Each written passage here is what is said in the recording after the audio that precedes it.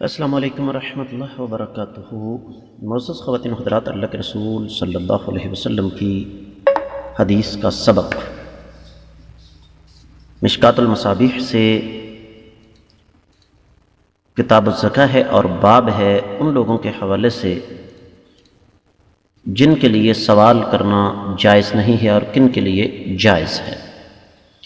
1855ویں حدیث ہے کتاب میں اور چوتھی حدیث ہے باب میں۔ وعن معاویہ رضی اللہ تعالیٰ عنہ قال قال رسول اللہ صلی اللہ علیہ وسلم لا تلحفوا في المسألة فوالله لا يسألني أحد منكم شيئا فتخرج له مسألة مني شيئا وأنا كاره فيبارك له فيما أعطيته، رواہ مسلم۔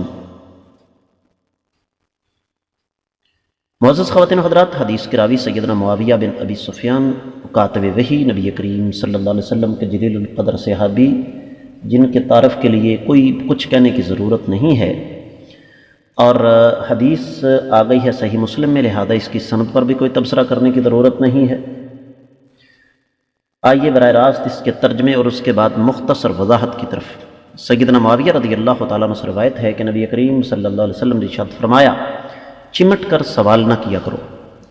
اللہ کی قسم، مجھ سے جب کوئی شخص چمٹ کر سوال کرتا ہے تو میں اس کے سوال کی وجہ سے اسے بامر مجبوری کچھ دے دیتا ہوں تو میرے دینے اس میں کچھ برکت نہیں ہوگی۔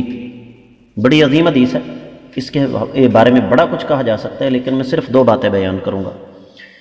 پہلی بات تو یہ کہ اس حدیث میں چمٹ کر سوال کرنے سے منع کیا گیا ہے، اور آج کل پیشہ ور بکاری کرتے ہی چمٹ کر سوال ہے۔ ایک زمانہ تھا کہ جب آپ کسی اشارے پر کھڑے ہوتے تھے، گاڑی کھڑی کرتے تھے تو صرف آ کر مانگتے تھے، آپ باقاعدہ شیشہ ناک کر کے مانگتے ہیں، اور ایک دفعہ آپ ان سے کہہ دیں کہ اللہ تعالیٰ بھلا کریں گے تو تب بھی جان نہیں چھوڑتے۔